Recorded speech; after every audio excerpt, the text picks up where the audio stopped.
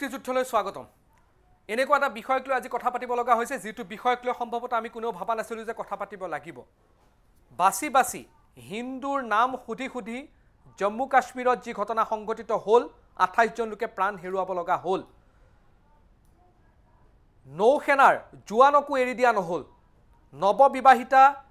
দম্পতি গৈছিল আৰু পত্নীৰ সন্মুখতে স্বামীক কেনে ধৰণে নৃশংসতাৰে হত্যা কৰা হ'ল সেই দৃশ্য এতিয়া দেশবাসীয়ে দেখিছে এই মুহূৰ্তৰ কি কোৱা যাব সন্ত্ৰাসবাদৰ নামত জেহাদৰ নামত যি ধৰণৰ কাম কৰা হ'ল সেয়া একেবাৰে নৃশংসতাৰ চূড়ান্ত সীমা অতিক্ৰম কৰি গৈছে জম্মু কাশ্মীৰৰ পেহেলগামত যি ঘটনা সংঘটিত হ'ল সেই ঘটনাই এতিয়া সমগ্ৰ দেশৰ লগতে সমগ্ৰ দেশেই নহয় সমগ্ৰ বিশ্বক আলোড়িত কৰিছে ভাৰতবৰ্ষৰ ইতিহাসত এনে ধৰণে প্ৰথমে কেতিয়াও দেখা পোৱা হোৱা নাছিল যে সন্ত্ৰাসবাদী কাৰ্যকলাপ কৰিব আহিছে আৰু ধৰ্ম খুধা হৈছে কালিৰ ঘটনাই দেশত কেবাটাও প্ৰশ্নৰ অৱতাৰণা কৰিলে আৰু কেবাটাও ইমান দিনে কৈ থকা প্ৰশ্নৰ বা ইমান দিনে কৈ থকা কিছুমান কথাক হলাই পেলালে যিসকলে কৈ আছিল সন্ত্ৰাসবাদৰ ধৰ্ম নাই কালিৰ ঘটনাই সন্ত্ৰাসবাদৰ ধৰ্ম উলিয়াই দিলে কালিৰ ঘটনাই সন্ত্ৰাসবাদ যে এটা ধৰ্মৰ কেন্দ্ৰিক হৈ আছে সেয়া কথা প্ৰমাণ কৰিলে আৰু এতিয়া সমগ্ৰ দেশজুৰি এটাই প্ৰশ্ন যে ইয়াৰ প্ৰত্যুত্তৰ দিব লাগে পাকিস্তান স্পন্সৰ্ড যি টেৰৰিজম চলি আছে সেই পাকিস্তান স্পন্সৰ্ড টেৰৰিজমে এতিয়া কেনে ধৰণৰ ভয়াবহ ৰূপ লৈছে তাক আৰু বেলেগকে দেখুৱাবলগীয়া নাই বা ক'বলগীয়া নাই ইতিমধ্যে আপোনালোকে সোশ্যাল মিডিয়াৰ মাধ্যমেৰে সামাজিক মাধ্যমৰ মাধ্যমেৰে যিসমূহ দৃশ্যাংশ দেখিছে প্ৰতিজন ভাৰতীয়ৰ চকুৰ পৰা চকু পানী ওলাইছে জম্মু কাশ্মীৰত শান্তিৰ প্ৰতিষ্ঠা কৰিবৰ বাবে যি কাম কৰি থকা হৈছিল এই ঘটনাই সন্ত্ৰাসবাদীসকলক প্ৰশ্ন উত্থাপন কৰিছে যে তেওঁলোকৰ ঘৰত কোনবা থাকে নে নাথাকে তেওঁলোকৰ ঘৰত পৰিয়াল আছে নে নাই সেই দৃশ্যাংশই এতিয়া সকলোকে প্ৰতিজন দেশবাসীক বিচলিত কৰিছে আজি আমি এই বিষয়ে কথা পাতিম মোৰ লগত এটা পেনেল আছে মই প্ৰথমে চিনাই কৰাই দিছো মোৰ লগত আছে ভাৰতীয় জনতা পাৰ্টিৰ মুখপাত্ৰ ৰত্না সিং আপোনাক স্বাগতম জনাইছো মোৰ লগত আছে কংগ্ৰেছৰ মুখপাত্ৰ সাইজুদ্দিন আহমেদ আপোনাক স্বাগতম জনাইছো ধৰ্মালোচক মোৰ লগত আছে সত্যৰঞ্জন বৰা আপোনাকো স্বাগতম জনাইছো আৰু মোৰ লগত আছে জমিয়াত উলেমা হিন্দৰ ফালৰ পৰা জুনাইদ খালিদ আপোনালোক চাৰিজনকে স্বাগতম জনাইছো আৰু প্ৰথমে এটা ওপেনিং ৰিমাৰ্ক মই লৈ লওঁ সত্যৰঞ্জন বৰা আপোনাৰ পালত তাৰ পিছত মই বাকি সকলৰ ওচৰলৈ যাম কি ক'ব আৰম্ভণিতে আপুনি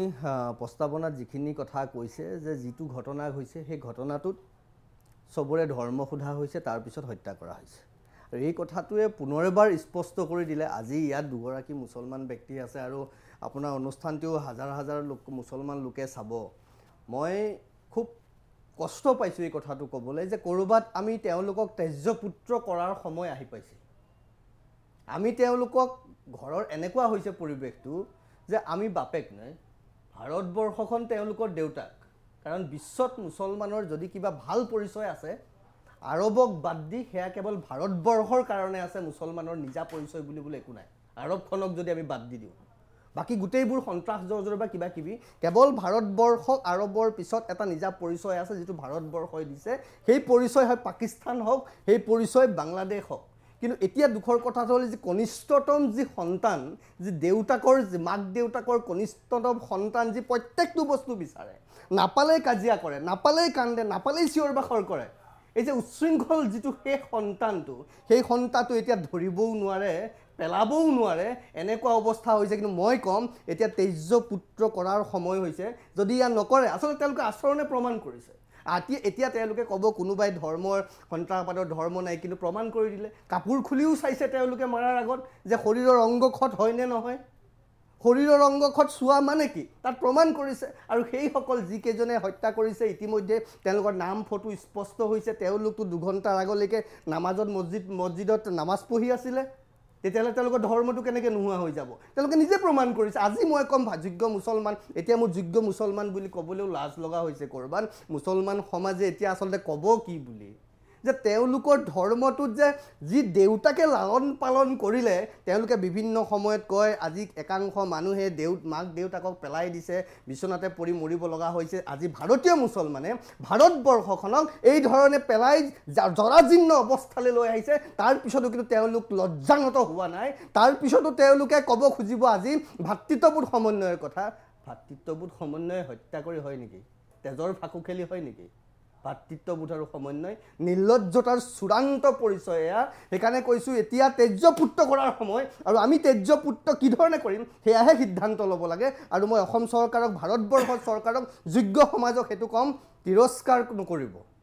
পুৰস্কাৰ দিয়াৰ সময় বহু গ'ল এতিয়া তেজ্যপুত্ৰ কৰাৰ সময় কেনেকৈ কৰিব ক'ৰ পৰা আৰম্ভ কৰিব সেই সিদ্ধান্ত আজি সমাজে ল'ব লাগিব জুনাইদ খালিদ অপেনিং ৰিমাৰ্ক এটা লৈ লওক এইটো খুব দুখজনক ঘটনা এটা এইটোতো আৰু কোনো পথে আমি এইটো মানে যিমান নিন্দা কৰে সেইটো কম পৰিব খুব দুখজনক ঘটনা যিবিলাক ছ'চিয়েল মিডিয়াৰ যোগেদি ফটোগ্ৰাফ দেখিছোঁ খুব এইবিলাক অন্তৰ চুই যোৱা ঘটনা সঁচাকৈ চকুৰ পানী ওলাইছে কিন্তু ইয়াত মই কেইটামান কথা ক'ব লাগিব ইয়াৰ যিটো নেৰেটিভ বা কালাৰ দি থকা হৈছে হিন্দু মুছলিমৰ এইটো টোটেলি ভুল নেৰেটিভ গ্ৰাউণ্ড ৰিয়েলিটিটো এইটো তাত এই বিজেপি গভৰ্ণমেণ্ট অহাৰ পিছৰ পৰা তাত security percentage almost 2 lakh forces তাৰ পৰা উইড্ৰ কৰি দিছে জম্মু কাশ্মীৰৰ পৰা জানে এইটো এটা কনফ্লিক্ট জ'ন হয় সেইবিলাক খুব চেঞ্চিটিভ কনফ্লিক্ট জ'ন হয় আৰু তাত দেশ বিদেশৰ পৰ্যটক যায় সেইকাৰণে তাত ছিকিউৰিটি এক্সট্ৰা লাগে আৰু যিখিনি স্পটত এইখিনি হৈছে এইটো একদম অ'পেন এৰিয়া এটা আছিলে ভেনাৰেবল এৰিয়া 2000 মানুহ একেলগে গোট খাই আছে তাতে গৈ পেলাই এটা প্ৰশ্ন থাকে ছিকিউৰিটি ফ'ৰ্চ উইথড্ৰ কৰে আপুনি কি বিচাৰিছে নেকি যে দেশৰ পৰ্যটনস্থলীসমূহত 5 মিনিটৰ সেই জেগাখিনিত সদায়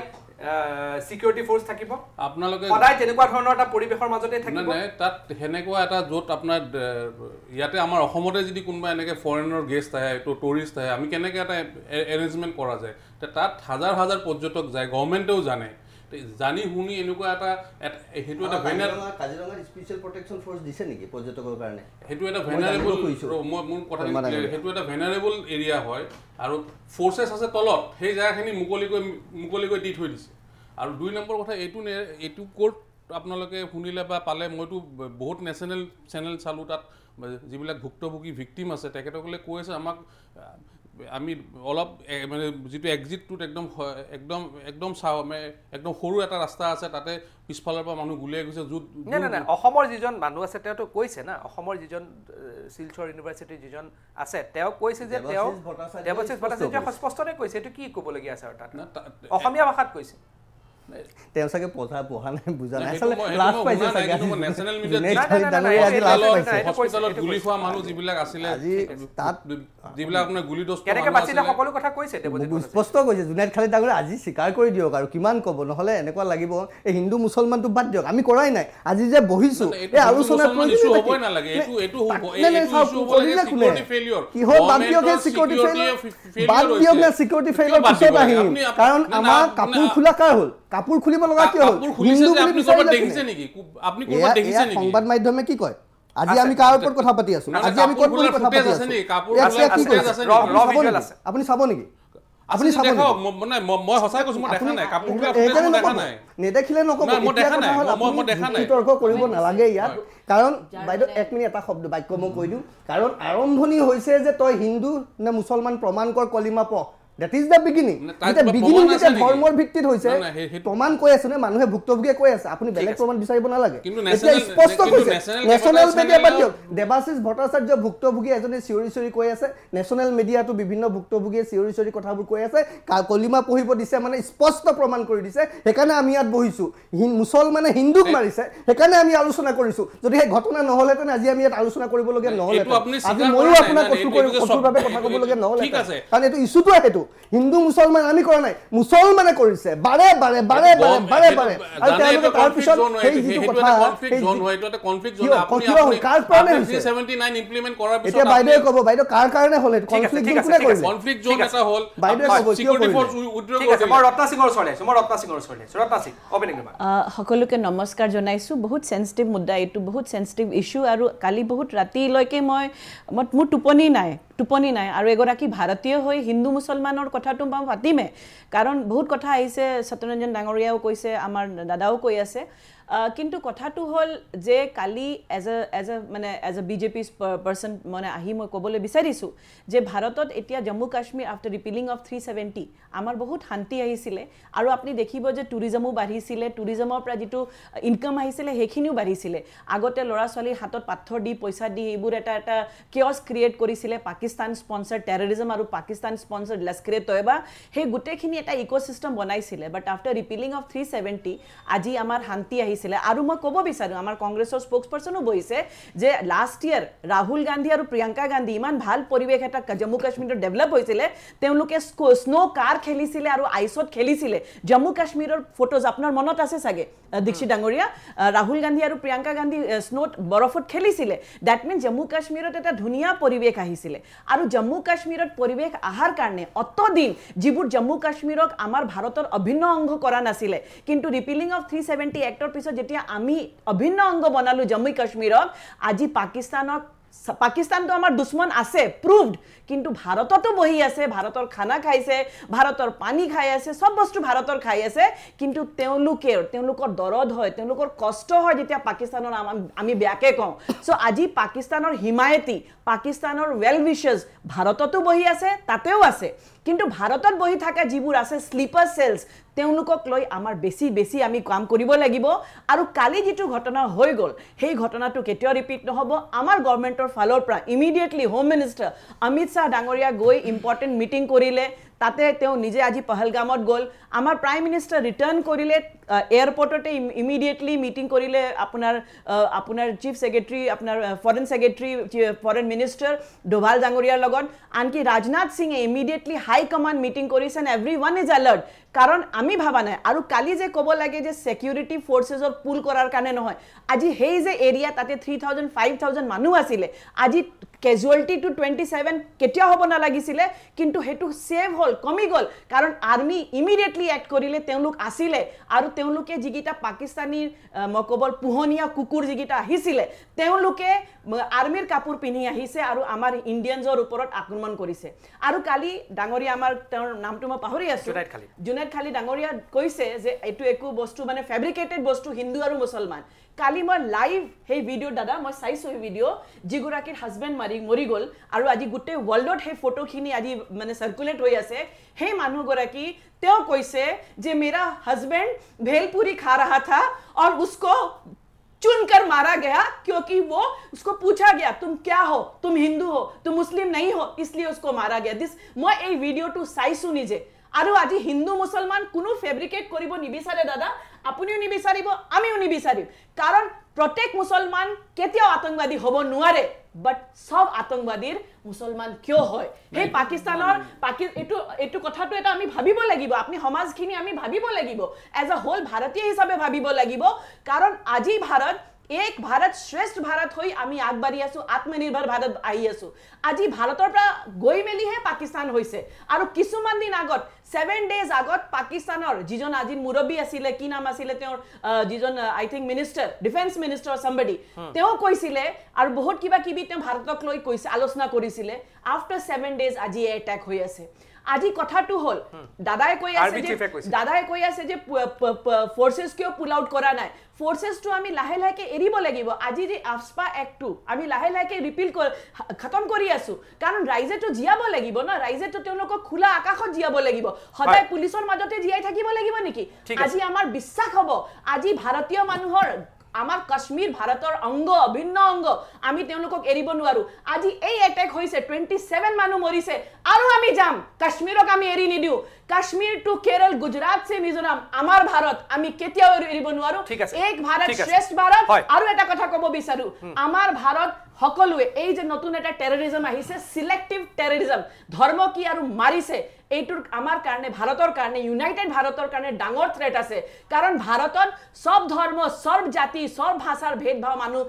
ভাষাৰ মানুহ থাকে এইটো বহুত ডাঙৰ এটা থ্ৰেট আমাৰ ভাৰতৰ কাৰণে ডেভেলপ হৈছে আমি সকলোৱে মিলি মই কংগ্ৰেছক এটা জবাব দিব লাগিব ডক্টৰ সিং মই আপোনাৰ ওচৰলৈ আহিম সাইজুদ্দিন আহমেদ সক যোৱাকালি কাশ্মীৰৰ পেহেলগামত যেটো ঘটনা হল সেই ঘটনাত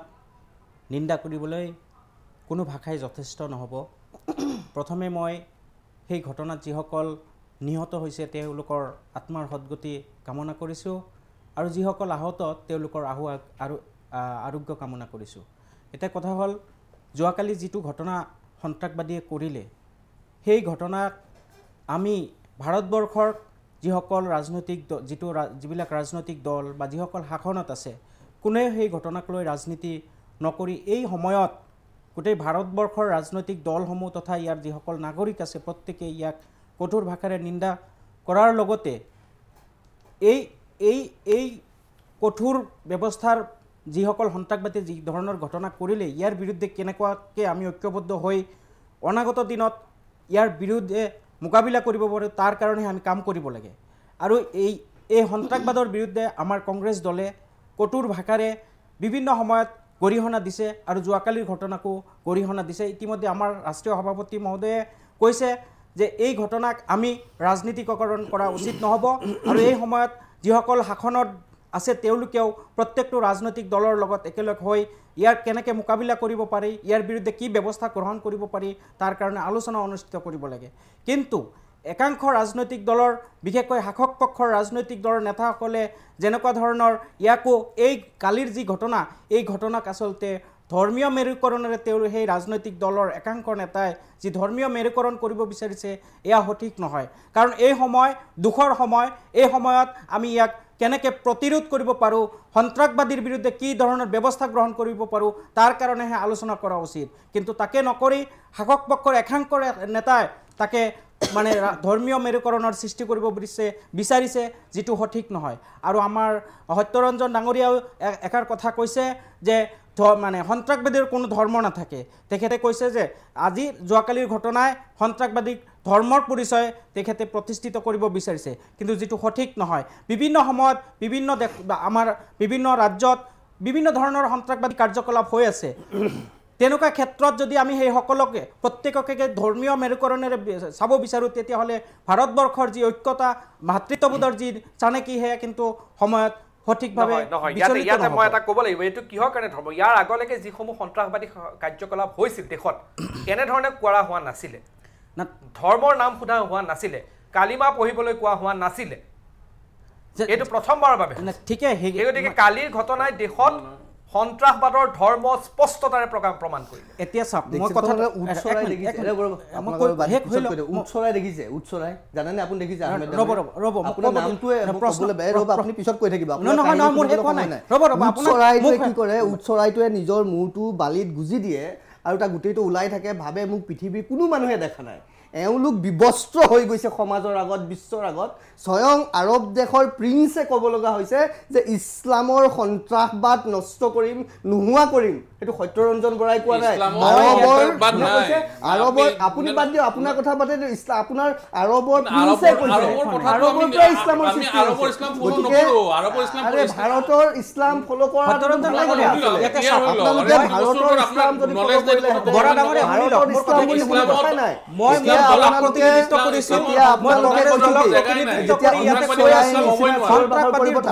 বিচাৰ কৰিব অহা নাই ইয়াতে। মই আমাৰ নিজৰ ধৰ্মৰ মানুহ আপুনি কি বিচাৰ কৰিব? নহয়, আপোনাৰ ধৰ্মৰ মানুহ আপুনি কি বিচাৰ কৰিব? আপোনাৰ লাজ নাই, আপুনি আহিছে ইয়াত লাজ পাব লাগিছিল, আপুনি লাজ পাব লাগিছিল আহিবলৈ। আপুনি কথাবিলাক মই ভালকে কওঁ, সত্যৰঞ্জন বৰাই এনেকেই কথা কয়, আপুনি লাজ পাব লাগিছিল। আজি মানুহৰ কাপোৰ খুলি কলিমা পঢ়িবলৈ দি হত্যা কৰাৰ পিছত আপুনি কি ভাবে? আপোনাৰ মোৰ ডিঙিৰ গামোচাখন আপোনাৰ ডিঙিত দিব লাগিছিল। আপুনি মোৰ কথা মই এনেকেই কওঁ সত্যৰঞ্জন বৰাই কথা। মই আপোনাৰ ডিঙিত গামোচা দিবলৈ অহা নাই। তাত যিসকলে হিন্দু পৰিচয় কাপোৰ খুলি হত্যা কৰিলে সেই কিজনো আপোনাৰ নিচিনা কোনোবা কোনোবা জুনাইদ খালিদৰ বংশধৰে কোনোবা। এইটো কথা নক'ব দেই, মই কৈছো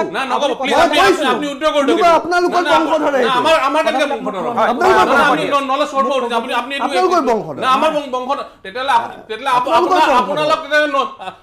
দেশৰ পিতাৰ হত্যাকাৰী বংশধৰ কম আপোনালোকক তেতিয়াহ'লে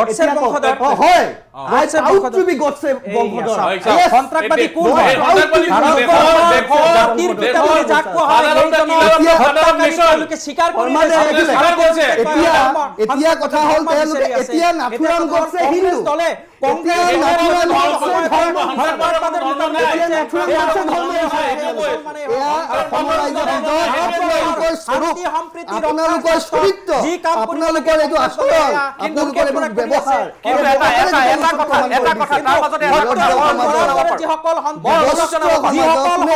সত্যৰঞ্জন বৰাৰ দৰে যিসকলে সন্ত্ৰাসবাদী আপোনালোক নিজে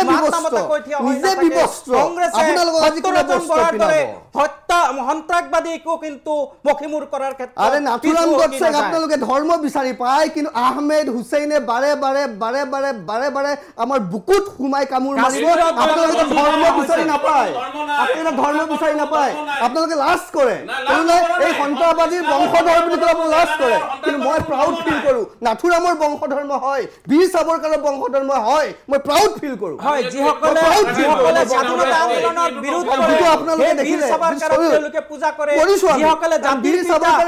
যি জাতিৰ পিতাৰ নেতৃত্বত ভাৰতবৰ্ষত স্বাধীনতা লাভ কৰিছিল, জাতিৰ পিতাৰ কাৰণে আজি আপোনালোকে পূজা কৰে আৰু তেওঁলোকে ক'ব আহিছে সন্ত্ৰাসবাদৰ বিৰুদ্ধে। লাজ আপোনালোকৰ নাই আচলতে। আপুনি কৈছে লাজ থাকিলে আপুনি ইয়াত বহি নাথাকে, আপুনি সন্ত্ৰাসবাদক পোষকতা কৰিছে আৰু আপুনি কৈছে লাজৰ কথা। লজ্জা আপোনাৰ থাকিব নালাগে। যদি মই এতিয়া অসমৰ জনসাধাৰণে দেখি আছে আপুনি কেনেকুৱা নীলাজ, আপোনাৰ কোনো লাজেই নাই। আপুনি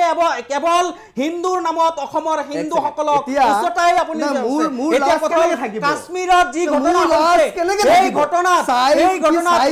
আহমেদৰ দৰে মুছলমানৰ লগত কথা পাতিবলৈ মোৰ লাজ নাথাকে। মোৰ লাজ থকা হলে মই আপোনালোকৰ একেলগে বহি কথা নাপাতো। মোৰ লাজ নাই, মই নিৰ্লজ্জ হৈছো, হিন্দু সমাজ নিৰ্লজ্জ হৈছে। এনেকুৱা সাইফুদ্দিন আহমেদৰ নিচিনা সাইফুদ্দিন আহমেদৰ নিচিনা মানুহৰ বক্তব্য কাশ্মীৰত যি ঘটনা হৈছে সমাজ নিৰ্লজ্জ হৈছে। এওঁলোকৰ নিৰ্লজ্জ মানুহখিনিৰ লগত বহি থাকিবলৈ মোৰ ক'ত লাজ থাকিব? সেয়া নহয়, যি আপোনালোকৰ লাজ থকা হলে এই ঘটনা মোৰ লাজ নাই। আজি আপুনি নিৰ্লজ্জ ব্যক্তি এগৰাকী, বহি আছো, আপোনাৰ যোগ্যতাই নাই কথা কোৱাৰ, আপোনাৰ কোনো যোগ্যতা নাই কথা কোৱাৰ। আপোনাৰ প্ৰত্যেকটো বিষয় মই জানো, কি নাজানো আপোনাৰ বিষয়ে, আপুনি ক'ৰ পৰা কি কেনেকৈ হৈছে আমি নাজানো নেকি? এইবিলাক নীলাজ ব্যক্তি এগৰাকী বেলেগৰ লাজৰ কথা ক'ব আহিছে। নিৰ্লজ্জ ব্যক্তি সত্যৰঞ্জন বৰা স্পষ্টকে বহি আছে। সমস্যাটো এইটোৱেই যে তেওঁলোকে বিষয়টো যেতিয়া নোৱাৰে তেওঁলোকে চেষ্টা কৰিব। যেতিয়া তেওঁলোকে পৰা নাই সত্যৰঞ্জন বৰা ব্যক্তিগতভাৱে কিমান খুচৰিবা, খুচৰা না, কিমান দূৰ যাবা, যোৱা না, কিন্তু তোমালোকৰ নিচিনা লজ্জাহীন মানুহখিনিৰ লগত কথা পাতিবলৈ মই লাজটো কেনেকে লৈ আহিব পাৰোঁ? মই নিৰ্লজ্জ হৈ আহিব লাগিব।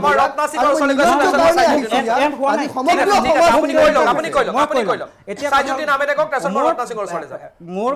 আৰম্ভণিৰ স্পীচত আছিলে কথাটো যে কাশ্মীৰত যি ঘটনা হৈ গ'ল সেই ঘটনাৰ কাৰণে কংগ্ৰেছ দলে তীব্ৰ ভাষাৰে নিন্দা কৰিছে। তাৰ উপৰি গোটেই ভাৰতবৰ্ষৰ এই সময়ত এটা দুখৰ সময়, সেই সময়ত প্ৰত্যেকটো ৰাজনৈতিক দল বা ইয়াৰ ভাৰতবৰ্ষৰ জনসাধাৰণে ইয়াক গৰিহণা দিয়াৰ লগতে ইয়াক কেনেকৈ মোকাবিলা কৰিব পাৰি তাৰ কাৰণে চিন্তা কৰিব লাগে। কিন্তু তেনেকুৱা ক্ষেত্ৰত একাংশ ব্যক্তিয়ে ধৰ্মৰ বিচাৰ কৰিব বিচাৰিছে, এয়া সঠিক নহয়। এতিয়া কাশ্মীৰত যি ঘটনা হৈছে সেই ঘটনাত হিন্দু মুছলমান প্ৰত্যেকটো ধৰ্মৰ ব্যক্তিয়ে কিন্তু ইয়াত শোকাহত হৈছে। তাতে মুছলমানো মৰিছে, কম হ'ব পাৰে মুছলমান, আৰু সেই মুছলমানসকলে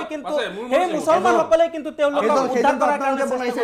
গতিকে এয়া ধৰ্মৰ বিচাৰ নহয়, সন্ত্ৰাসবাদটো সন্ত্ৰাসবাদী। ইয়াতে হিন্দু আপোনালোকে বজাই আপোনালোকে কোনোবা মানুহ হ'ব চাগে। আপুনি স্পন্সৰ কৰিছিল গোটেইখিনি, আপুনি যে এনেকে ফেকচুৱেলি কথাবিলাক কৈ আছে যে আপুনি স্পটত আছে আৰু একেটা হলে যেনেকুৱা হিন্দু নমৰিলে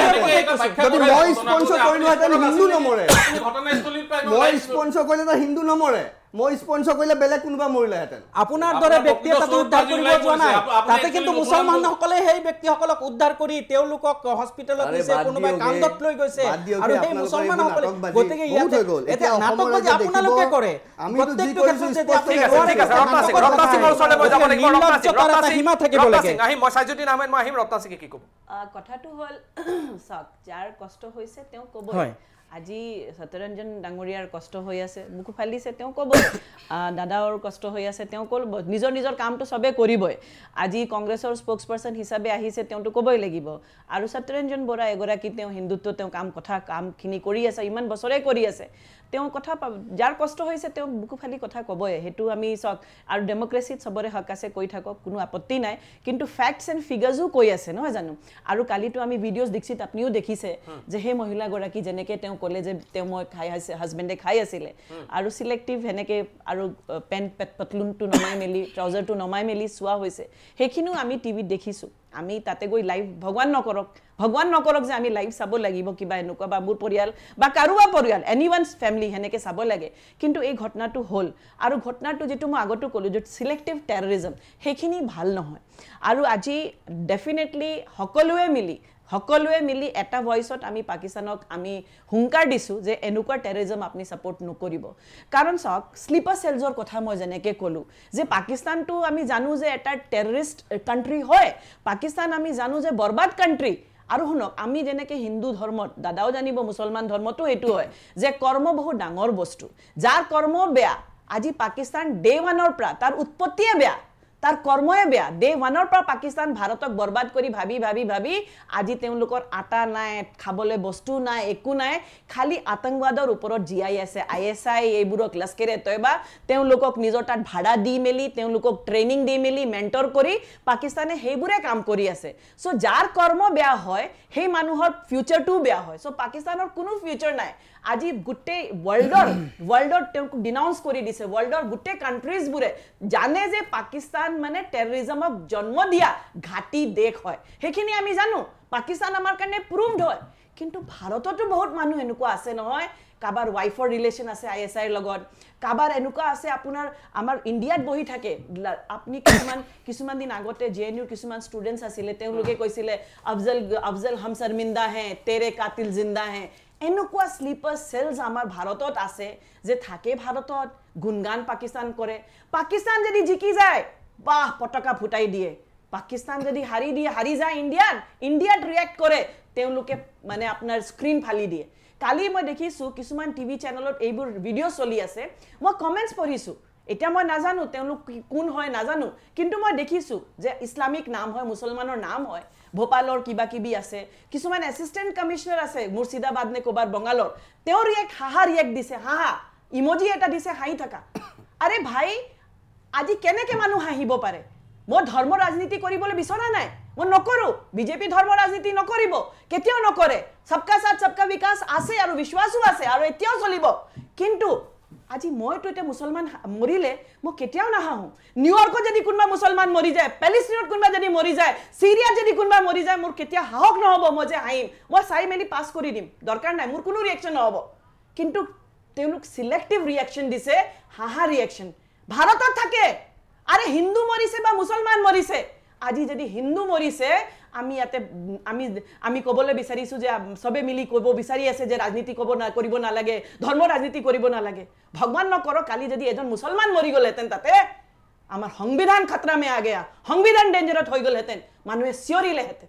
কিন্তু আজি মই তথাপিও মই কওঁ যে আমি ধৰ্ম ৰাজনীতি কৰিবলৈ মই বহা নাই আমি আমাৰ কোনো ভাৰতীয় জনতা পাৰ্টি এটো সাপোৰ্ট নকৰে তাতে যদি মুছলমান মৰে আমাৰ কষ্ট হ'ব হিন্দু মৰে আমাৰ কষ্ট হ'ব কাৰণ আমি সংবিধান হিচাপে চলা আৰু সংবিধানত লিখা আছে সকলোৱে United we stand divided we fall আমি ইউনাইটেড আছো আৰু বৰ্তমানো আমি ইউনাইটেড হৈ থাকিম নামেৰে ৰিপ্লাই দিব বিচাৰিছে তাৰ পিছত মই জুনাইদ খালিদৰ ওচৰত আমাৰ বিজেপিৰ মুখপাত্ৰ ৰত্নাথ সিং ডাঙৰীয়ানীয়ে যিখিনি কথা ক'লে যে আজিৰ যি ঘটনা সেই ঘটনাৰ লগত পাকিস্তান কাশ্মীৰৰ লগত আমাৰ কোনোবাৰ পত্নীৰ সম্পৰ্ক আছে এনেকুৱাকে কাক কৈছে নাজানো কিন্তু তেখেতে এই মুহূৰ্তটো এই দুখৰ ঘটনা আজি কলা দিন আপোনাৰ কিয় কষ্ট হৈছে দাদা মই কাবাৰ নামটো লোৱা নাই আপোনাৰ কিয় কষ্ট হৈছে সাব আজি ৰাইজে চাব পাৰে মই কাৰো নাম লোৱা নাই তাকে মই কৈছো কিমান কোটি মানুহ আছে কাবাৰ ঘৈনে কিমান মানুহৰ ঘৈনেকৰ আইএসআই ৰিলেশন হ'ব পাৰে কাৰণ স্পোক্সপাৰসন কংগ্ৰেছৰ স্পোক্সপাৰসনৰ কিয় কষ্ট হৈছে মই কাৰোটো নাম লোৱা নাই কাবাৰ ঘৈনিয়েক any xyz ঠিক আছে মই নামটো মেনশন কৰা নাই তেও হে সময়তে এই কথাখিনি মই বুজি জানিছিলো সেই কাৰণে মই কৈছিলো তেও ৰিয়েক্ট কৰিছে আৰু কাবাৰ ঘৈনিয়েকৰ ৰিলেশনটো আহিছে সেইটো প্ৰুভ হ'ব প্ৰবিং হৈছে কিন্তু আপোনাৰ কষ্ট ৰাইজ দেখিলক ঠিক আছে হৈছে আপোনাৰ হৈছে মোৰ কথাখিনি শুনি লওক ৰিয়েক্ট কৰিব নালাগিছিল ঠিক আছে আপুনি কৈছে মই ক'ব লাগিব এতিয়া শুনি লওক আপুনি মই কাবাৰ নাম কৰিছো নেকি আপুনি কিয় কষ্ট পালে মই হেতু নামৰ কথা নাম কৈছো নেকি কথাখিনি এন্ড কৰিব দিয়ক কিয় কষ্ট পালে এতিয়া আপুনি যদি চিয়ৰে মই চিয়ৰে আপুনি এই পইণ্ট কিয় কষ্ট পাইছে মই ক'ব লাগিব ক্লিয়াৰ কৰক মই কিয় কষ্ট পাইছো তুমি কৈ আছো আপোনাক কৈ আছো আপুনি যদি বেছি চিয়ৰ কৰে মই আপোনালোকৰ মাইন্ডত চলি থাকে দ্যাট মিন্স চোর के दाढ़ी में तिनका दाढ़ी तिनका আছে চোর के दाढ़ी में तिनका आईएसआई সম্বন্ধ আছে ভারতত থাকে আৰু আইএসআই কানেকশন আছে ভাৰতত থাকে আৰু আইএসআই গুণগান কৰে ভাৰতৰ ভূমিত থাকে পাকিস্তানৰ গুণগান কৰে ভাৰতত বহি থাকে পাকিস্তানৰ লগত ফটো তুলে এনেকুৱা কংগ্ৰেছ আছে মই কাৰো নাম লোৱা নাই তেওঁৰ কষ্ট হৈছে আইএসআই কানেকশনৰ কাৰণে কষ্ট হৈছে মই কাৰো নাম লোৱা নাই মই কাৰো নাম লোৱা নাই আপোনাৰ লাজ নাই বিজেপি কোনো নাম লোৱা নাই আইএসআই সম্পৰ্ক আছে কোনো আইএসআই সম্পৰ্ক আছে এই স্লিপাৰ সেলক আমি চাব লাগিব বিজেপি যেতিয়া হাকনত আহিছে বিজেপি যেতিয়া ভাৰতবৰ্ষৰ হাকনত আহিছে ভাৰতবৰ্ষত কিমান ঘটনা ঘটিছে আইডেন্টিফাই কৰিব লাগিব ইউআৰএ এটা বিজেপি গভৰ্ণমেণ্ট আৰু পাকিস্তানৰ বিজেপি গভৰ্ণমেণ্ট আমি এটা বিজেপি গভৰ্ণমেণ্ট অমৰনাথ এটা বিজেপি গভৰ্ণমেণ্ট পাথৰ কান্দি জানিব লাগিব বিজেপি গভৰ্ণমেণ্ট পাকিস্তান প্ৰেমী আছে আৰু আজি আমাৰ Kandahar hijack BJP government Kashmir হিন্দুৰ ওপৰত অত্যাচাৰ বিজেপি গভৰ্ণমেণ্ট পেহেলগাম এটা বিজেপি গভৰ্ণমেণ্ট এতিয়া চাওক আপোনালোকে ভাৰতবৰ্ষৰ জনসাধাৰণ অসমৰ জনসাধাৰণ চাব বিজেপি কি চক্ৰান্তৰে ধন্যবাদ নাম লৈছিলো এটা প্ৰত্যেকটো ঘটনা কিন্তু বিজেপি জড়িত হৈ আছে আৰু এই পাকিস্তানৰ নাম লওঁতে ভাৰতবৰ্ষৰ কংগ্ৰেছৰ তেওঁলোকে পণবন্দী কৰি কেৱল হিন্দুৰ নামত হ'ব নালাগে ভাই আপোনালোকৰ সময়ত যিমান আতংকবাদী ঘটনা হৈছে আজিলৈকে হোৱা নাছিলে 26/11 আপোনালোকৰ কাৰণে হৈছিলে অসমত দিনে ৰাতি বম ব্লাষ্ট হৈছিলে তেতিয়া কৈছিলে কংগ্ৰেছে অসমক ধ্বংস কৰি দিলে ভাৰতক ধ্বংস কৰিছে আতংকবাদ কা হাত কংগ্ৰেছে কি কৈছিলে তেওঁলোকে ডিমনিটাইজেশন কৰি কৈছিলে কাশ্মীৰৰ সন্ত্ৰাসবাদ আঁতৰ কৰিছে এটা নিৰ্লজ্জ আপোনাৰ হোম মিনিষ্টাৰ অমিত শাহ কৈছিলে আমি ডিমনিটাইজেশন কৰি কাশ্মীৰৰ সন্ত্ৰাসবাদক আমি আপোনালোকৰ লাজ লাগিব লাগে আজি এই আমাৰ লাজ লগা কথা নাই আপোনালোকৰ লাজ লাগিব লাগে আপোনালোকে কৈছিলে 376 আমি আঁতৰাই দিছো তাতে সন্ত্ৰাসবাদী আমি ককাল ভাঙি দিছো কিয় ভাঙিছে আপোনালোকৰ কষ্ট হৈছে ভাঙাৰ কাৰণে আৰে ভাৰতত বহুত স্লিপাৰ সেল আছে আমি তো আপোনাক ইন্ডিকেট কৰা নাই আমি আপোনাক ইন্ডিকেট কৰা নাই ভাৰতত পাকিস্তান চকীদাৰী বহুত মানুহ আছে আমি কংগ্ৰেছক ইন্ডিকেট কৰা নাই কিয় কষ্ট হৈছে চকীদাৰ আজি এটা কৰিব কষ্ট নকৰিব নোৱাৰিলে চকীদাৰে এটা শব্দ আজি এই বিষয়ে ক'ব নোৱাৰা হৈছে চকীদাৰ আজি ক'ত আছে 56 ইঞ্চি ক'ত আছে অমিত শাহ কৈছিলে কংগ্ৰেছৰ দেন হয় আজি কাশ্মীৰক আপোনালোক বেলেগ কৰি থৈছিলে কংগ্ৰেছে কৰিছিলে আজি ইণ্ডিয়াত আতংকবাদ কোনে আছিলে কংগ্ৰেছে সাপোৰ্ট কৰিছিলে লাজৰ কথা কংগ্ৰেছে কৰিছিলে মৰেল ৰাইট নাই কংগ্ৰেছৰ অমিত শাহ আৰু নৰেন্দ্ৰ মোদী পদত্যাগ কৰা উচিত হয় আজি কিন্তু আমি প্ৰথমে মই কৈছিলো 2000 আপুনি বিজেপি কেতিয়া হৈছিলে 26/11 কেতিয়া হৈছিলে কিন্তু 2008 আমাৰ অসমত বম ব্লাষ্ট হৈছিলে কোনোবা ৰিজাইন কৰিলে নেকি কি কৈছে আপুনি দেশৰ সৈন্য বাহিনীক আপোনালোকে আপোনালোকে কংগ্ৰেছে ভাৰতক হেক কৰি দিলে দেশৰ অসমক হেক কৰি দিলে আপোনালোক সৈন্য বাহিনীক আপোনালোকে ঠিক আছে নিৰ্বাচন আপোনালোক ভাৰতক হেক কৰি দিলে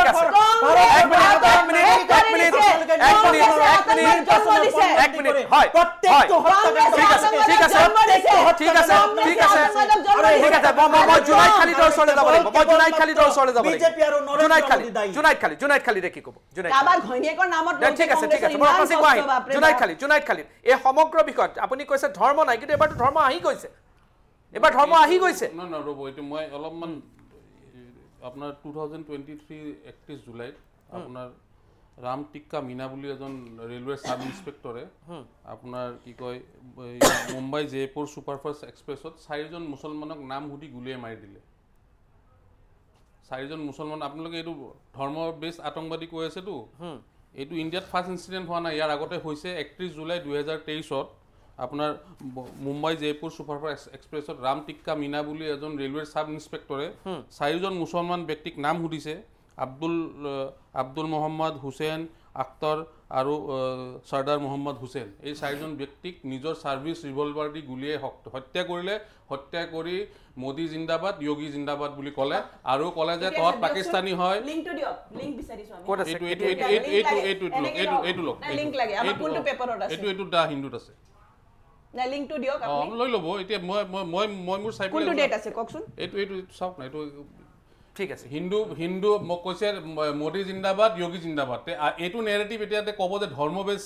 পলিটিক্সটো যে সন্ত্ৰাসবাদী আছিল নেকি সন্ত্ৰাসবাদী হয় আপুনি যিজনে মাৰিছিলে মই খবৰটো মই জানো কিমান অথেন্টিক মই নাজানো তেওঁ সন্ত্ৰাসবাদী আছিল সন্ত্ৰাসবাদী আছিল এইটো দা হিন্দু নিউজ পেপাৰ ঠিক আছে তেওঁ যিজনে গুলিয়ালে তেওঁ সন্ত্ৰাসবাদী আছিল নেকি হেতু আপোনালোকে ডিসাইড কৰক এজন হিন্দু ব্যক্তিয়ে মুছলমানৰ নাম দিছে ৰেলৱে কৰ্মী হয় ৰেলৱে কৰ্মী বুলি আপুনি নিজে কৈছে ৰেলৱে তো তেওঁ সন্ত্ৰাসবাদী আছিল নেকি আপুনি এইটোৰ লগত কালি ঘটনাটো আপুনি কেনেকৈ কম্পেয়াৰ কৰিব আপুনি কেনেকৈ কম্পেয়াৰ কৰিব কিয় নকৰিব এই ঘটনাটো আবাৰ ব্যক্তিগত আক্ষেপ থাকিব পাৰে কালি সেইটো বস্তু ভুল সামূহিক জেনোসাইড এইটো জেনোসাইড নহয় নেকি মানে সেইটো কেনেকৈ জেনোসাইড হয় সেইটো কালি মুছলমানৰ জেনোসাইড নহয় আপোনালোকে কৈ আছে জম্মু কাশ্মীৰৰ কথাটো সেইটো জেনোসাইড হয় এইটো এই 4জন ব্যক্তি অৰ্গানাইজ জেনোসাইড 4জন ব্যক্তি অৰ্গানাইজ জেনোসাইড হুদিছে আপুনি ব্যক্তিগত কোনো এজন মানুহৰ কথা ক'ব এইটো ব্যক্তিগত আক্ষেপটো থাকিব পাৰে কেনেকৈ থাকিব এখন এইটো ব্যক্তিগত আক্ষেপ থাকিব নোৱাৰিব পাৰে আপুনি কেনেকৈ ব্যক্তিগত আক্ষেপ আছে আননোন মানুহ নাম উঠিছে মুছলমানৰ নাম দি দিব আৰু গুচি যাব সেইটো হ'ব পাৰে সেই কথাটোৰ লগত আপুনি নিমিলাব কথাটো জুনাইদ খালিদ মোৰ কোৱাৰ উদ্দেশ্য এইটো নেৰেটিভ সেট নকৰিব যে হিন্দু মুছলিম এইটো এটা ৰিলিজন বেছ টেৰৰিষ্ট এটেক হয় সেইটো নেৰেটিভ এইটো এটা ঘটনা আপুনি উগ্ৰপন্থীয়ে এনেকুৱা ঘটনা মুছলমানক মাৰি উগ্ৰপন্থী শব্দটো ব্যৱহাৰ আপুনি কেতিয়াও ক'ত আছে আপুনি মোক কওকচোন উগ্ৰপন্থী আপুনি টেৰৰিষ্ট বুলি কোৱা হৈছে নেকি হিন্দু উগ্ৰপন্থী শব্দটো ব্যৱহাৰ কৰিছে আপুনি এই মানুহক জাস্টিফাই কৰা নাই আপুনি জাস্টিফাই কৰিছে নেকি আপুনি যেটো কথা কৈছে ওয়ান সাইডেড আপোনালোকে এটা টক শো কৰে আপুনি কাশ্মীৰৰ লগত এক পাৰ কৰি আছে মই ক'ব বিচাৰিছো যে মেটাৰ এটো লাষ্টত লিখা আছে যিজন ৰেলৱে এমপ্লয়ি আছিল দাদা লিখা আছে দ্য লোকেশন এণ্ড অথেন্টিসিটি আৰু তেওঁ যেটো কাম কৰিছে তেওঁ বুলে মেন্টালি কিবা ইস্যুজ আছিল আৰু তেওঁ বুলে ভিডিও পুৰণা এটা আছিল আৰু সেই ভিডিওটুক মানে তেওঁ ৰেলৱে অথৰিটিয়ে কৈছে ৰেলৱে মিনিষ্ট্ৰীয়ে কৈছে the location and authenticity of the video cannot be established the matter is under investigation আপনি যে মোদীৰ নামটো কৈছে যে মোদী আৰু it's on record ma'am it's on record না ৰেকৰ্ড নাই the matter is under investigation না এখন না আপনি এটো সক লিখা আছে the videos posted on social media showed এটো আপনারে লাইন তলৰে মই পঢ়ি আছো showed Singh justifying the killings and raising slogans against Pakistan মোৰ কোৱাৰ উদ্দেশ্য এটো it is under investigation and authenticate কৰা নাই বস্তুটো যেটো authenticated নহয় ৰেকৰ্ডত আছে না মানে এটা পোষ্টত আছে কিন্তু authenticate হোৱা নাই হে ইনভেষ্টিগেশনত আছে আপনি কেনেকৈ ক'ব পাৰে যে মোদী আৰু যোগী নাম লৈ তো মাৰি দিছে আজি ইনভেষ্টিগেশনত আছে গুটেখিনি পঢ়ক মই নিউজটো পঢ়িছো এতিয়া হিন্দুত আছে নিউজ দে আৰপিএফ এৰ জৱানে 4 জনক মাৰিলে ৰেন্ডমলি মাৰিলে কোনো সিলেক্টিভ মাৰা নাই নাম লৈ মাৰিছে মাৰিলে আৰু হেইটো মেটাৰ ইনভেষ্টিগেশন আছে আৰু মোদী আৰু তেওঁ নিজে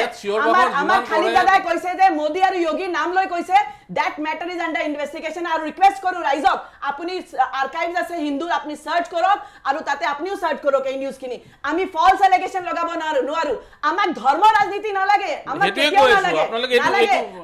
আপুনি মানৱ দাদা যে কালি হিন্দু বুলি কিয় কৈতে মাৰিলে হেতুক মানক না এটো আমি নিন্দা কৰিছো মই প্ৰথম দিনা আৰম্ভ হৈ যাব তাৰ মানে আজি জুনেদ খালিদ ডাঙৰীয়াই যদি এই বিষয়টো হিন্দু মুছলমান হোৱাটো বিচৰা নাই তেতিয়াহলে আপুনি এই বাতৰিটো দেখুৱাব প্ৰয়োজনে নাছিল না আপোনালোকে আৰম্ভ কৰিছে আপুনি নিজক লিবাৰেল দেখাব খুজিছে না লিবাৰেল দেখাব খোজা নাই আপুনি যিটো ষ্টেণ্ডত আছে জুনেদ খালিদ ডাঙৰীয়া মই আপোনাক সন্মান কৰো কথাটো সন্মান কৰি কৈ আছো কথাটো সন্মান কৰে নকৰে বাৰু হেতু বাদ দিয়ক হেতু কথা কিন্তু কথাটো হ'ল আপুনি যেতিয়া কথাটো কৈ আছে যে এটো লৈ পেলাই ধৰ্ম কৰিব নাপায় আপুনি কৈছে না হেতুই কৈ আছে সেই আপোনাৰ কথাটোকে আপুনি কন্ট্ৰাডিক্ট কৰিলে আৰু যেটো বেসলেস ইনফৰমেশন কৈছে আন্ডাৰ ইনভেষ্টিগেশন এক মিনিট সত্যদা এক মিনিট মই এটা কথা ক'ব বিচাৰিছো সত্যদা আমি সকলোৱে পঢ়া শুনা মানুহ আপুনি ইন্টেলেকচুয়াল দাদাও ইন্টেলেকচুয়াল সকলো আমি আছো আমি ৰাজনীতি কৰো কংগ্ৰেছ আৰু বিজেপি কৰো ডেফিনেটলি আমাৰ গ্ৰাউণ্ডছ আছে আমি নিজকে কাউন্টাৰ কৰিমে কিন্তু ইয়াৰ পৰা আমি মেছেজ এটা দিব লাগিব দীক্ষিত আমাৰ মেছেজ কেতিয়াও নেগেটিভ হ'ব নোৱাৰো মই তাৰ মাজতে হয় আপুনি কৈ লওক এটা পৰামৰ্শ আছে মোৰ আপুনি কৈ লওক মই কালিয়ে কথা কৈছো আৰু মই সদায় পাতো কাৰণ মোৰ মুছলিম ফ্ৰেণ্ডছ আছে মুছলিম ফ্যামিলিজৰ লগত মোৰ মানে সম্পৰ্ক আছে আৰু মই এগৰাকী ৱাৰ্ড কাউন্সিলৰ আমাৰ সকলোৱে যিবোৰ এমপি এমএলএ যিমান আছে আমাৰ সকলো অসমত মুছলমান সমাজও আমি কাম কৰি আছো তেওঁলোকৰ কাৰণে তেওঁলোকক বেনিফিট দি আছো আমি তেওঁলোকক পঢ়া শুনা কৰাই আগবঢ়াই গৈ আছো আমাৰ মাননীয় মুখ্যমন্ত্ৰী ডক্টৰ হিমন্ত বিশ্ব শৰ্মা মোদীজিও সকলোৱে আমি মিলি কৰিছো কাৰণ সংবিধান হিচাপে তেওঁলোকৰ ৰাইটছ আছে কথাটো হল যে দাদা মই আগতো কৈছো যে কোনো মুছলমানক মই নকওঁ যে আতংকবাদ হয় ডেফিনেটলি মোৰ সাহস নাই কিন্তু সেই আতংকবাদীবোৰ মুছলমান কিয় ওলাই দাদা হেতু আপনি অলপ বুঝাই দিও এক মিনিট মই আপোনাক একটু যদি আপুনি আপোনালোকে ৰিয়েক্ট নকৰে মোক ঠিক আছে জুনাইদ খালিদ নহব ৰত্না সিং আপোনাৰ প্ৰশ্ন উত্তৰটো দিলক জুনাইদ খালিদ মই আপোনাক ক্লিয়াৰিফাই কৰি দিছো সত্যৰঞ্জন ডাঙৰীয়াকো ক্লিয়াৰিফাই কৰি দিছো ষ্টেণ্ডটো প্ৰথম কথা কোনো সন্ত্ৰাসবাদী মুছলমান হ'ব নোৱাৰে এক নম্বৰ আপোনালোকে কেনেকৈ লৈ এইটো লগ মই মোৰ ধৰ্মৰ সাইডটো ষ্টেণ্ডটো ক্লিয়াৰ কৰিব লাগিব ঠিক আছে হয় কোনো দুই নম্বৰ কথা আজমল কাছাবে যেতিয়া এই যে আপোনাৰ বম্বে টেৰৰিষ্ট এটেক কৰিলে আজমল কাছাবক ফাঁচি দিয়া হ'ল ফাঁচি দিয়াৰ পিছত দাৰুলুম দেওবন্দৰ পৰা স্পেচিয়েলি ফটোৱা আহিলে আৰু এইটো জমিয়তৰ আপোনাৰ হেৰিত ফটোৱাটো আহিলে যে ই যিহেতু এনেকুৱা ইনোচেণ্ট মানুহক মাৰিছে ই ইছলাম ধৰ্মাৱলম্বী লোক নহয় আৰু তাক কোনো মুছলমানৰ কবৰস্থানত কবৰস্থ কৰা নহ'ব সেইকাৰণে আজমল কাছাবক কোনোবা এটা আননোন হেৰিত গৈ পেলাই মানে তাত তাৰ আপোনাৰ জানাজাও নহ'ল এইটো হৈছে আমাৰ ষ্টেণ্ড অৰ্থাৎ এই হয় না বাই নেম মুছলিম হ'ব পাৰে কিন্তু ইছলাম ধৰ্মাৱলম্বী লোক আমাৰ ইছলাম ধৰ্মৰ আউটাৰ সেইবিলাক মানুহ নাহে কাৰণ ইছলাম ধৰ্মাৱলম্বী লোক কেতিয়াও এনেকুৱা ইনোচেণ্ট কিলিং কৰিবই নোৱাৰে এইটো আমাৰ কোৰাণৰ আয়াতৰ এগেইনষ্ট যে তুমি এজন মানে হত্যা কৰিবই নোৱাৰে আৰু এটা কথা সুধো হা ঠিক আছে আপুনি ইছলাম কৈছে যে ইছলাম কেতিয়াও নিশিকায় কোনো ধৰ্ম নিশিকায় মই এইটো সৰুৰ পৰা পঢ়িছো যে কোনো এইটো ধৰ্ম নিশিকায় সেই যে আতংকবাদী যিবোৰ মুছলমান ধৰ্মীয় বুলি ধৰা পৰা হয় যে তেওঁলোক মুছলমান ধৰ্মী হয় প্ৰায়ভাগ ধৰা পৰা হয় তেওঁলোক ক'ৰ পৰা ট্ৰেইনিং পায় দাদা তেওঁলোকতো মুছলমান কোনে এইবোৰ ইমান খুংখাৰ হোৱা ইমান ব্ৰুটেল হোৱা ইমান নিশংস হোৱা কোনে ট্ৰেইনিং দিয়ে দাদা এইবিলাক ট্ৰেইনিংটো আল্টিমেটলি পাকিস্তানে দিয়ে আপোনালোক কন্ডেম কৰক না আজি ইয়াৰ পৰা কৰিছো নিশ্চয় কৰিছো আমি প্ৰথম দিনাখনৰ পৰা কন্ডেম কৰিছো আজি আমাৰ অল ইণ্ডিয়া জমিয়তৰ স্লিপাৰ সেল আছে তেওঁলোক আপোনালোকৰ এই সাহসেৰে আপুনি যেতিয়া পাকিস্তানক কন্ডেম কৰিব নিশ্চয় কন্ডেম কৰিছো স্লিপাৰ সেল আছে পাকিস্তানক আমি জমিয়ত উলামায়ে প্ৰথম দিনাখনৰ পৰা টু নেশ্যন থিওৰিৰ বিৰোধিতা কৰিলে কেতিয়াও আমি টু নেশ্যন থিওৰিটো কৰা নাই আৰু জমিয়তৰ সিদ্ধান্তৰ এগেইনষ্টে গৈ পেলাই আপোনাৰ পাকিস্তানখন বনোৱা হ'ল এক নম্বৰ সেই সময়ত আমাৰ যিসকল লিডাৰ আছিলে পূৰ্বপুৰুষ আছিলে তেখেতসকলে কৈছিল তেখেতসকলে কৈছিলে যে এখন আমাৰ দেশ আমি ত্যাগ বলিদান দি পেলাই এখন দেশ আমি গঢ়িছো আমি এখন দেশ কেতিয়াও এৰি নাযাওঁ এই ডিঙি কাটিবলৈ কোনে ট্ৰেইনিং দিয়ে সেইবোৰ ডিঙি এনেকে কাটি দিব লাগে ইছলামৰ পাৰ্ট নহয় মই সত্যৰঞ্জন বৰাৰ ওচৰলৈ যাব লাগিব আৰু সাইজুদ্দিন আহমেদ আছে মই তেখেতসকলৰ ওচৰলৈ যাব লাগিব এক মিনিট মই আহি আছো সত্যৰঞ্জন বৰাক মই সুযোগ দিব লাগিব ৰত্না সিং মই আহিম মই আপোনালোকৰ পৰা বিদায় ল'ব লাগিব তাৰ আগতে মই এষাৰ কথা কৈ যাওঁ জুনাইদ খালিদ ডাঙৰীয়া মই আপোনালোকলৈ এইটো আহ্বান কৰিম যে আপোনাৰ গাত যেতিয়া বোকা লাগে আপুনি বোকাখিনি লুকুৱাইতো লাভ নাই আছে জানো নাই আপুনি বোকাখিনি পৰিষ্কাৰ কৰিব লাগিব নহয় আপুনি কাপোৰযোৰ সলাই পেলাব লাগিব এতিয়া মই বিচাৰোঁ যে মুছলমান সমাজে সেই কামটো কৰক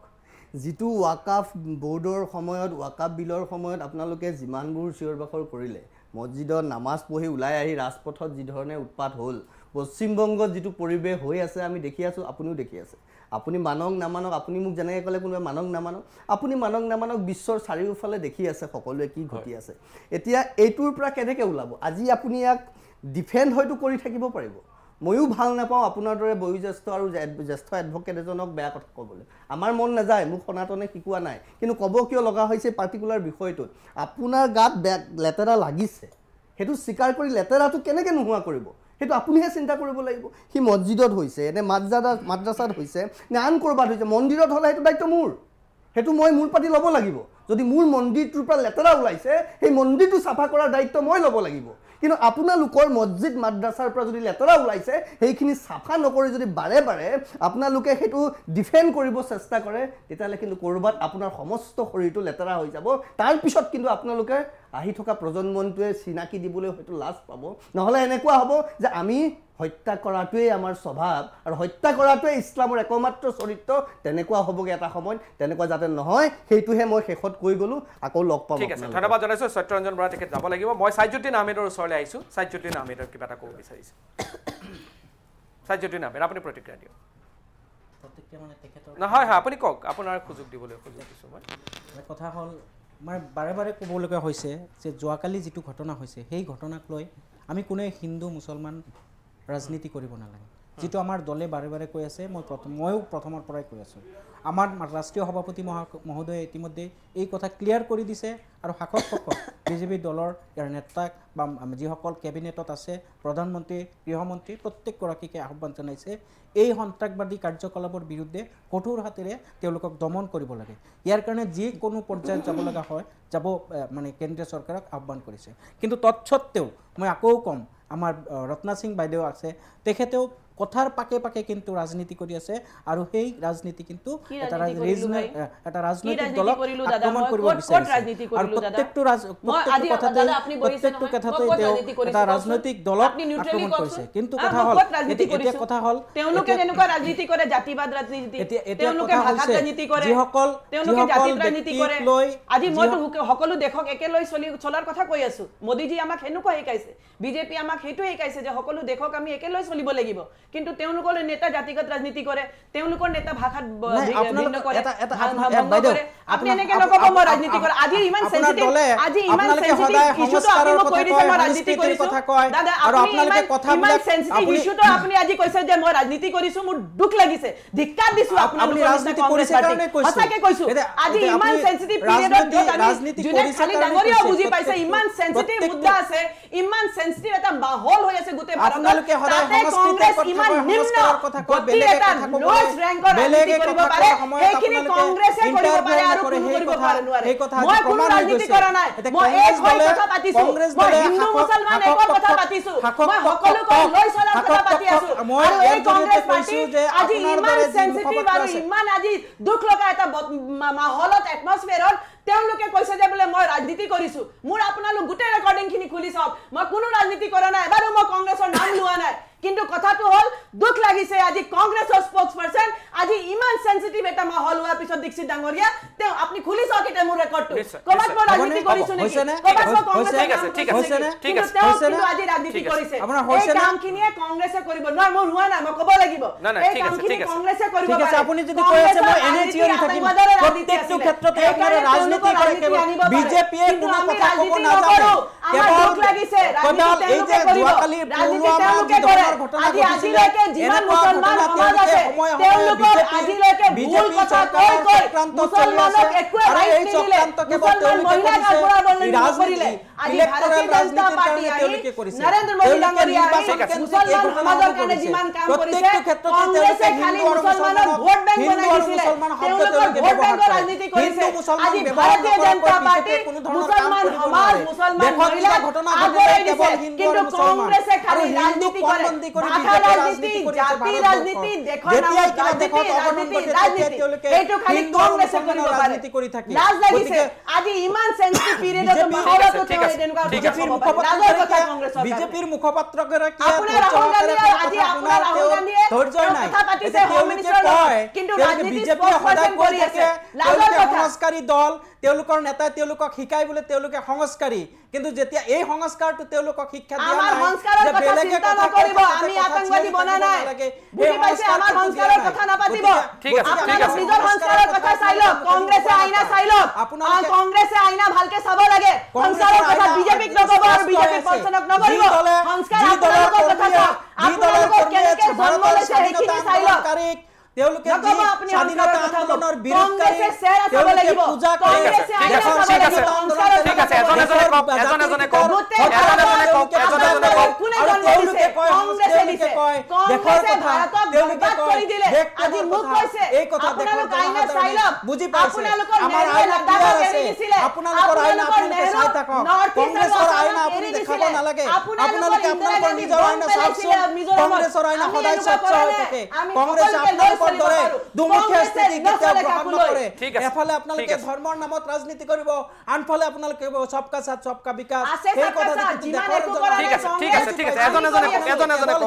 মুছলমানৰ ৰাজনীতি কৰে যি সময়ত দেখত আজি ইমান ৰাজনীতি আমি নকৰো আমি সকলোকে লৈ চলিছো নিৰ্বিচাৰ হত্যা কৰিছে সেই ব্যক্তিসকলক মই বিজেপি ৰাজনীতি কৰিবলৈ ভাৰতত চলি আছে আৰু চলি থাকিব নৰেন্দ্ৰ মোদী ডাঙৰীয়াৰ নেতৃত্বত ভাৰতীয় জনতা পাৰ্টি ঠিক আছে জুনাইদ খালি মই আহিম সাইজুদ্দিন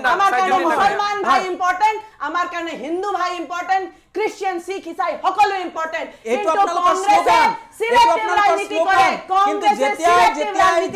দেখত কিবা দুৰ্ঘটনা হয় অঘটন ঘটে তেতিয়া আপোনালোকে কমিউনাল পলিটিক্স কৰে ঠিক আছে জুনাইদ খালিদ মই জুনাইদ খালিদৰ পৰা ক্লোজিং ৰিমাৰ্কলৈ যাওঁ জুনাইদ খালিদ ক্লোজিং ৰিমাৰ্ক চাওক কেইটামান কথা মই আপোনাৰ মাধ্যমৰে ক'ব খুজিছোঁ প্ৰথম কথা এই যিটো ঘটনা ঘটিছে কোনো পধ্যে এইটো গ্ৰহণযোগ্য নহয় আৰু যিসকলে এই ঘটনাটো ঘটাইছে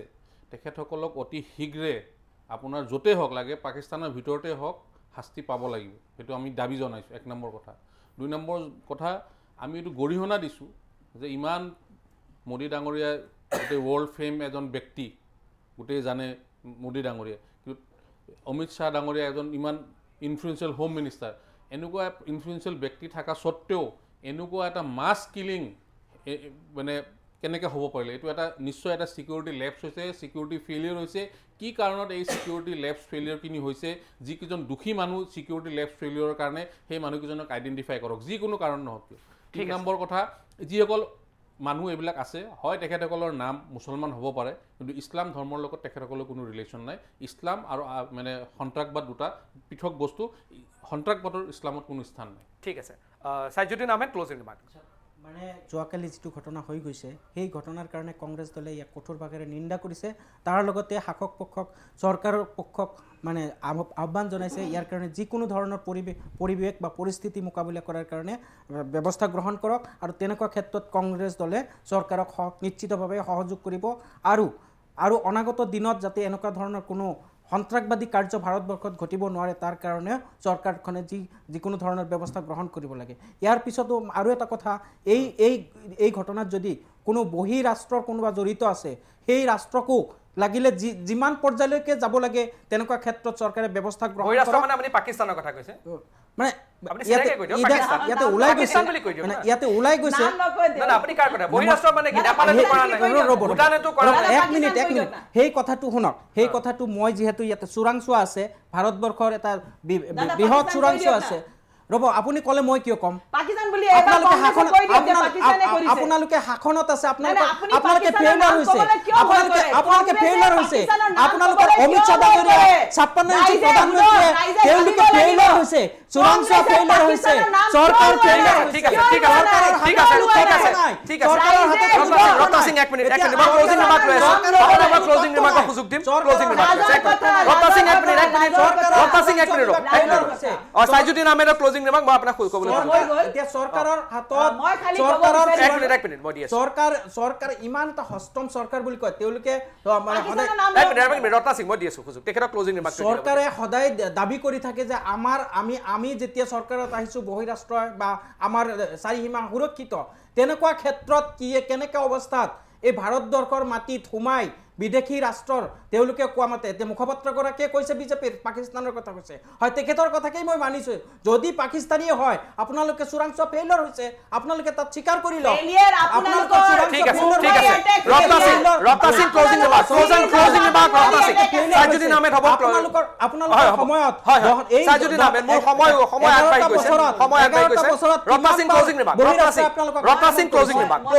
ক'ব বিচাৰিছো যে আজি এনেকুৱা ঘটনা যে কালি গ'ল কেতিয়াও ৰিপিট হ'ব নালাগে আৰু কোনো সিকিউৰিটি ফেইলিয়াৰ নহয় আৰু কংগ্ৰেছেটো আক্ষেপ দিবও নালাগে কাৰণ তেওঁলোকৰ লেগেসি আছে আতংকবাদী এটেক্সৰ 26/11 2008 এভৰিডে মুম্বাই ব্লাষ্ট আছে আপোনালোকৰ বহু ডাঙৰ লেগেসি আছে